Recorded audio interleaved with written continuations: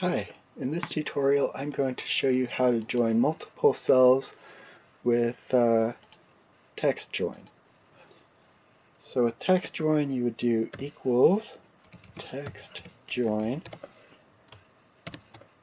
and for delimiter it's what you want between each of these. So I'm going to put in quotation marks a dash, comma, and here you can do true or false if you want it to ignore empty cells, true, false if you want it to include the empty cells.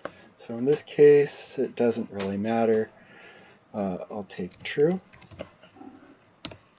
and then you type in, or you highlight the cells that you want to combine, close the parentheses and hit enter, and then it inserts the quotation marks between what's in between the quotation marks at the beginning between each of the cells. Then you can copy that down and have a full number for all your customers. And that's how you use the text join function in Excel. Thank you for watching.